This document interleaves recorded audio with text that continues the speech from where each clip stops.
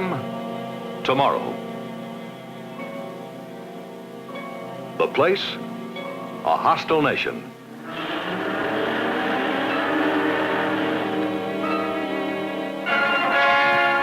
The weapons, intercontinental range ballistic missiles in hardened sights.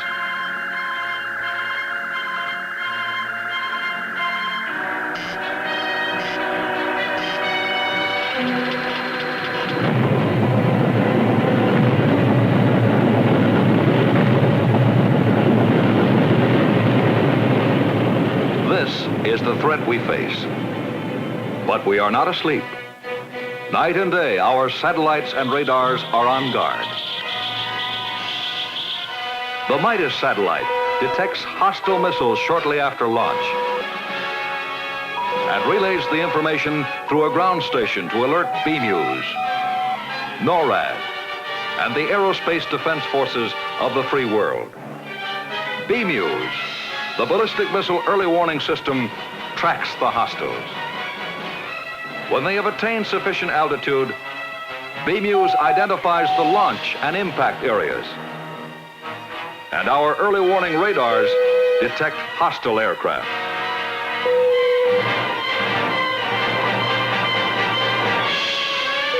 Their intelligence is sent to the North American Air Defense Command, the Strategic Air Command, and the Pentagon by landline, radio,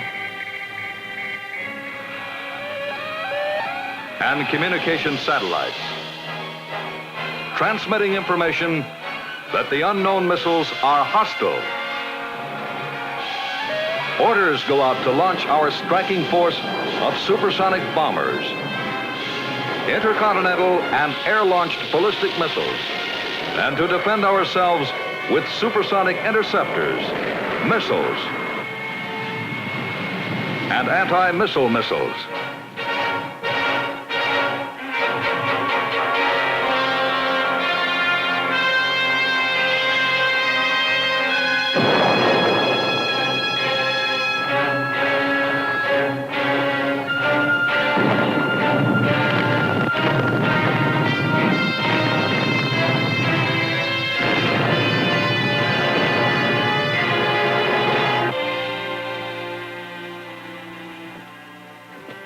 Of course, the attack you've just seen depicted never happened.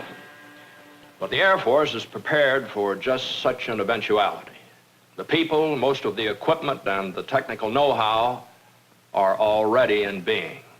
Now, this all became especially clear to me during a recent tour of reserve duty in the Pentagon. While there, I had a unique opportunity to review the communications capability that now exists within the Air Force, a capability which forms a major and an integral part of the overall defense communication system. As an old bomber pilot who has had to rely on communications many times, I was very impressed with the important story of aerospace communications, a story which never really has been told. And that's why I'm here today, to help pass on this fascinating story as seen through the eyes of a reserve officer, and to show you that only through communications is effective command and control possible. Now, to begin with, here are the major elements of the network that provides this nation with up to 15 minutes of warning. There's the DEW line, the Mid-Canada line, and the Pine Tree line to warn of hostile aircraft. BMEWS, the ballistic missile early warning system in Alaska, Greenland, and Great Britain. Plus, in the near future, additional minutes of warning from the detection satellite known as Midas. These are augmented by radar-equipped picket ships and radar early warning aircraft. All of them feed intelligence of various kinds into NORAD, the North American Air Defense Command. For the continental United States, our most advanced system to control the air battle against the manned bomber is SAGE, Semi-Automatic Ground Environment, which evaluates all information electronically and displays it at various locations for the guidance of our interceptors and missiles. Communications provide the vital link between the commander and the complex weapon systems he employs. Now, let me show you just how vast the Air Force communication system is. Now, these are the worldwide Air Force installations that must be linked together by the Air Force Communications Service. To do this tremendous job, the Communications Service operates AirCom, the USAF Aerospace Communications Complex, which is a component part of the Defense Communications System. Now, here are some of the major networks which comprise that complex. Air Communications Net for administrative operations, Combat Logistics Net for logistical support, Weather Net for dissemination of weather data, Air Operations Net for control of air traffic, and the Strategic Air Command Alerting Net. You know, a SAC commander once said, "Without communications, the only thing I can command is my desk." And that's not a very lethal weapon. And he was right. But with communications,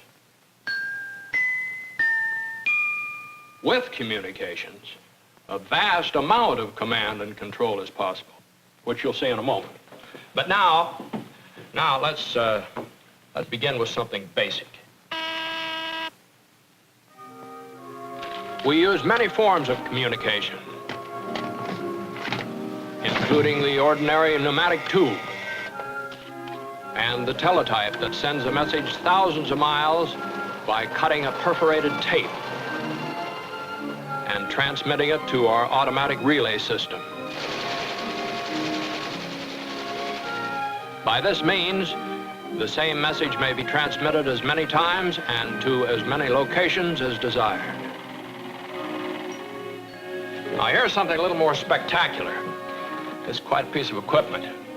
This is long-range radio used for command of airborne forces. Get this thing fired up. It's in the 14 megacycle band. There. Now, I'm going to talk to the pilot of a SAC B-58 flying at 50,000 feet above the Mediterranean. Ready? Jolly Jack, this is Green Tree Alpha. Jolly Jack, this is Green Tree Alpha. Over. Green Tree Alpha, this is Jolly Jack. Over. Roger, Jolly Jack. Green Tree Alpha for comm check. You're 5x5 here. Over. Loud and clear here. Roger. Thank you, Jolly Jack. Green Tree Alpha out. This and instantaneous communications from a desk just like this to any Air Force aircraft anywhere in the world. It's just that simple. It's just that simple with our global communication system. And now, let's take a look at closed-circuit television.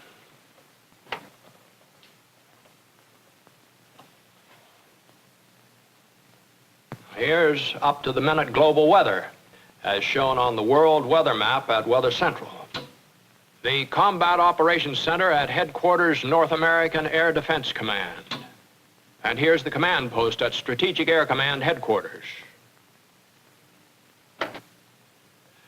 Now, the equipment you've seen, the television, radio, telephone, and intercom, and others that you may not have seen, weather facsimile, data computers, voice recorders, telemetry, data link, communications rockets, underseas cables, and high-powered radio antennas.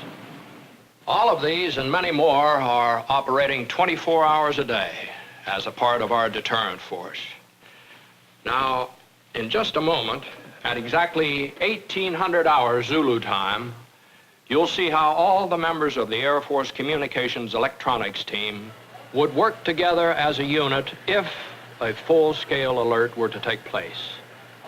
To demonstrate this, we will assume in this instance that only a few people in the top echelons know that this alert is actually a test exercise. To the rest of the people you see here, what is about to happen could be the real thing.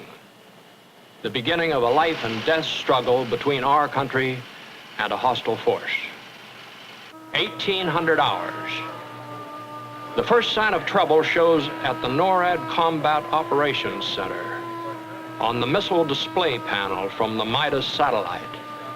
2 missiles have been fired from the North Pacific and 2 more from the North Atlantic. Sir, there are 4 missile launches shown in our Midas screen with impact areas unknown. Okay, we'll assemble the battle staff, implement coca color, and I'll call the commander-in-chief. Okay.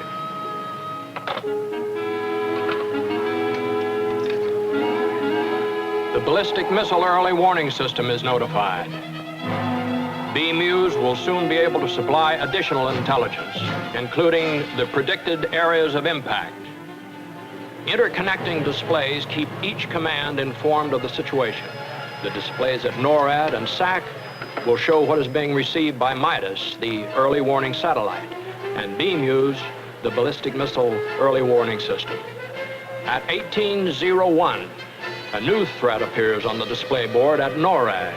Dew-line radars are picking up unknowns along the northern borders of America. High-powered radars are picking up aircraft penetrating our perimeter defenses. Early warning information is relayed to NORAD Combat Operations Center, where it is noted by all personnel, including civil defense and the SAC liaison group. The threat is now great enough to warrant an increase in our alert status. In a few seconds, the Commander-in-Chief of the North American Air Defense Command, the Commander-in-Chief of the Strategic Air Command, and the Chairman of the Joint Chiefs of Staff are in conference. General, we picked up 4 unknown missiles from the North Pacific and North Atlantic. Unknown aircraft are penetrating into the north of Canada and Alaska. I've just talked to the Canadian Chief of Staff Committee, and we feel the situation is serious enough to warrant going into maximum alert. All right. Go to maximum alert and stand by for further directives. SAC acknowledges and will take the necessary action. These few words set in motion a worldwide alert with command and control exercised through global communications. The Strategic Air Command Senior Controller then alerts all SAC units throughout the world.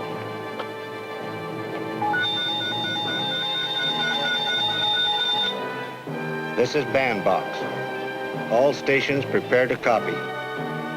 The code words are followed by a pause, during which the warning system alerts all SAC bases. Foxtrot 24. Delta 0926 0405 Tango Mohawk X-ray. Authentication is Peter 7.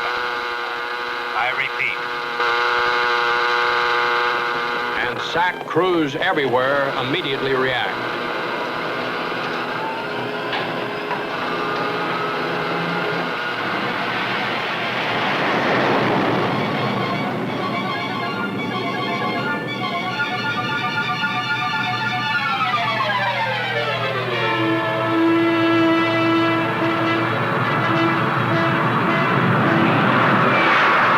Missiles are ready.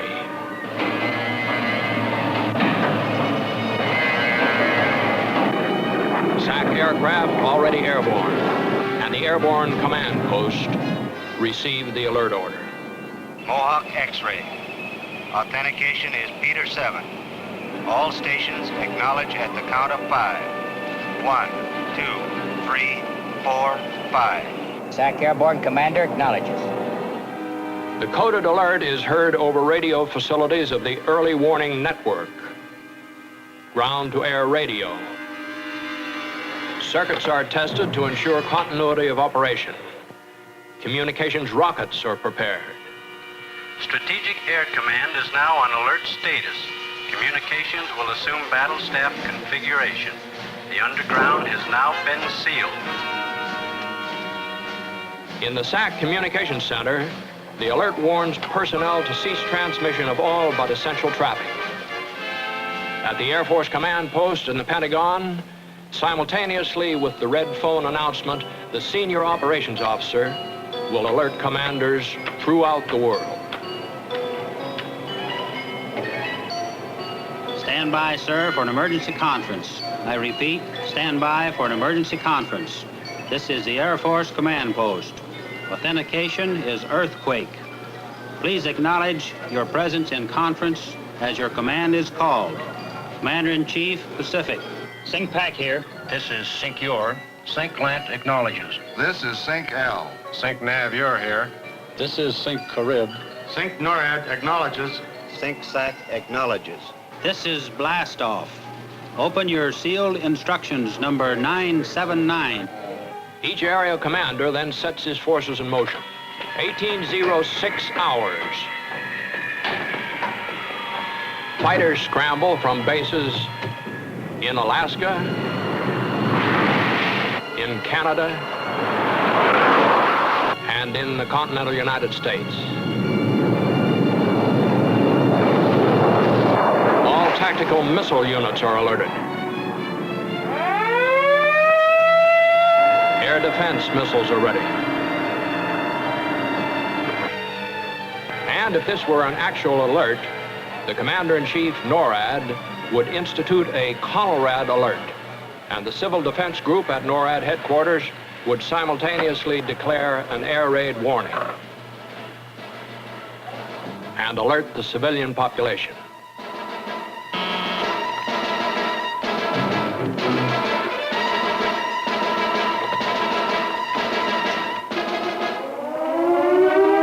This is a CONELRAD alert. Normal broadcasting will be discontinued for an indefinite period. Civil defense information will be broadcast in most areas at 640 or 1240 on your regular radio receiver. Across the North American continent, all units are alerted for action. Hardened missile sites are opened. ICBMs are ready. And instantaneous logistic support is available to supply whatever may be needed in forward areas, plus weather information, firepower, and refueling capability. 1813 hours. At the NORAD Combat Operations Center, an increasing number of unknowns appear on the display board. The radars at SAGE, the semi-automatic ground environment, show several penetrations, and fighter aircraft are guided toward the unknown invaders. The pilot is guided by Data Link, an automatic electronic guidance system.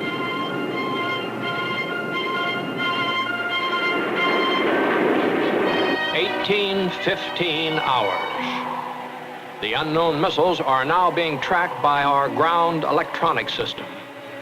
The impact points predicted by BMUs, South Atlantic and South Pacific, are posted on the missile display boards at NORAD and SAC. They are friendly, missiles fired as part of the exercise. But the aircraft are still unidentified, and they are more numerous than before.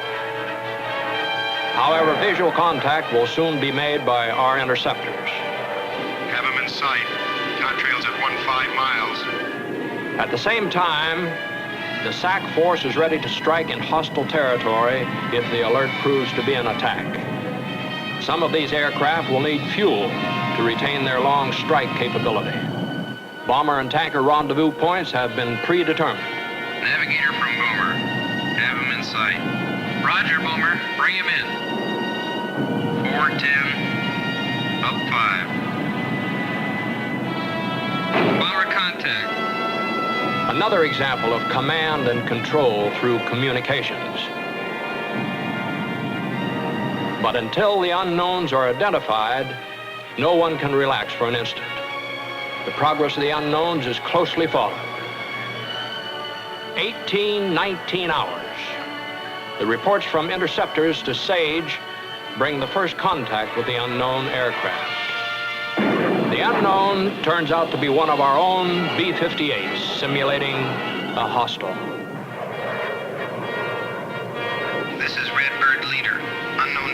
is USAF B-58, tail number 07462. Unknown target is USAF B-58, tail number 07462. Smoky 2, unknown target is tanker KC-135, tail number 95100. Roger, Redbird leader. Aircraft confirmed as friendly. Break. Roger, Smoky 2, Blackjack 3, and Skyway leader. Aircraft all confirmed as friendly. SAGE relays the information to NORAD as one by one the unknowns prove friendly. At NORAD, the display board shows a diminishing number of unknowns. Unknowns are proved friendly on the Pacific coast, Atlantic coast, over Canada, Newfoundland, and Alaska. 1845 hours, 45 minutes after the alert exercise began, the Air Force Command Post calls it off. This is the Air Force Command Post. Exercise blast-off is terminated at 05/1845 Zulu. Authentication is Baker 9. Commander-in-Chief advises, terminate your air defense emergency and notify all units.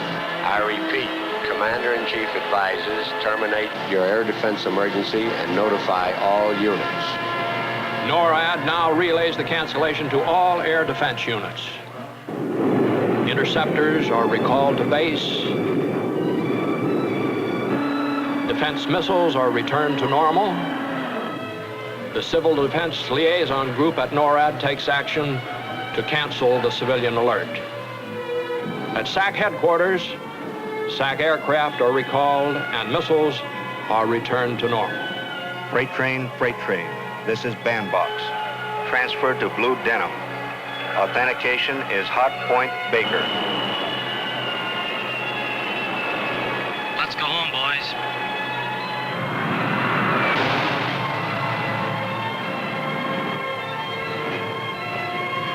Overseas commands recall their tactical aircraft. Domino, this is Pembroke Control. All aircraft return to your bases. I repeat, Domino, this is Pembroke Control. All aircraft return to your bases. Blue leader, roger.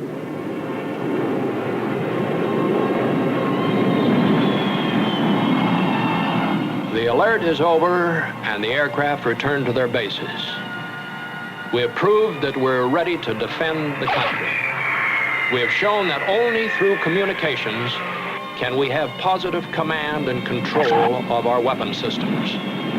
We have shown that communications are, in truth, the reins of command. Now, looking to the future, we'll see a continuing priority on satellite systems for warning and reconnaissance and communications. They can make a great contribution to the overall national deterrent posture. But warning and reconnaissance systems are of little value without reliable communications and automatic data processing systems capable of analyzing and transmitting their intelligence to the people who command our aerospace forces.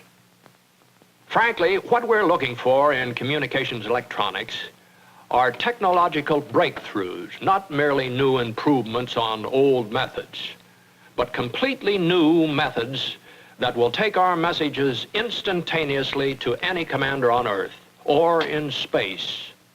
A system with even greater capacity, reliability, and survivability than is possible today, and with simpler, more direct routing, all at greater savings in money and people.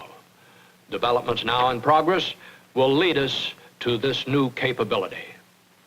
Meanwhile, the Air Force's communications and electronic systems, the biggest, most responsive, and most complex in existence, will continue to support the defense posture of the free world.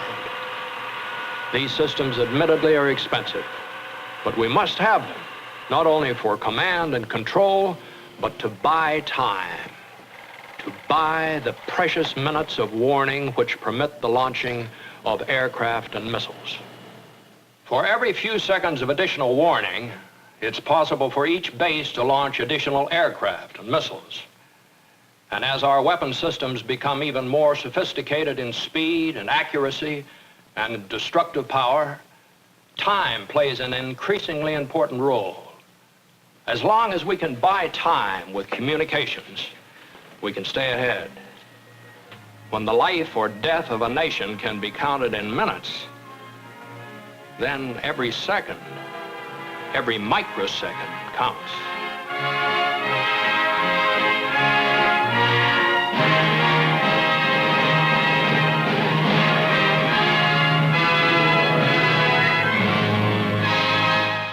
Areas. And our early warning radars detect hostile aircraft.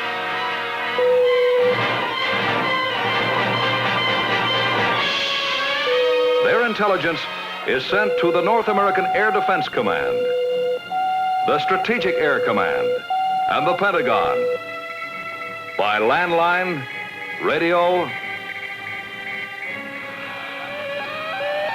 and communication satellites, transmitting information that the unknown missiles are hostile. Orders go out to launch our striking force of supersonic bombers, intercontinental and air-launched ballistic missiles, and to defend ourselves with supersonic interceptors, missiles. While there, I had a unique opportunity to review the communications capability that now exists within the Air Force, a capability which forms a major and an integral part of the overall defense communication system. As an old bomber pilot who has had to rely on communications many times, I was very impressed with the important story of aerospace communications, a story which never really has been told. And that's why I'm here today, to help pass on this fascinating story as seen through the eyes of a reserve officer, and to show you that only through communications is effective command and control possible. Now, to begin with, here are the major elements of the network that provides this nation with up to 15 minutes of warning.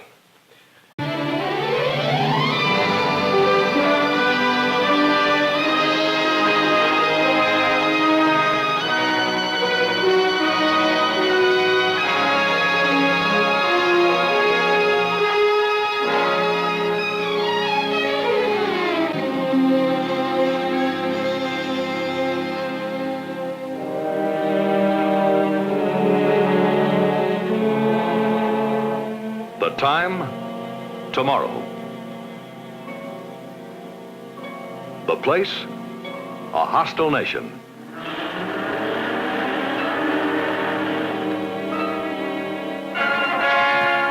The weapons, intercontinental range ballistic missiles in hardened sights.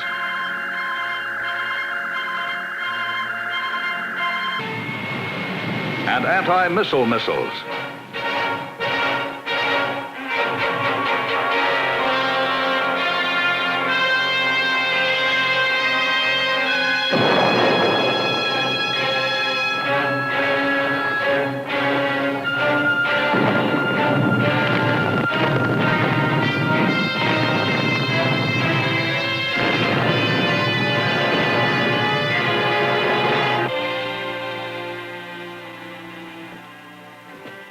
Of course, the attack you've just seen depicted never happened. But the Air Force is prepared for just such an eventuality. The people, most of the equipment, and the technical know-how are already in being. Now, this all became especially clear to me during a recent tour of reserve duty in the Pentagon.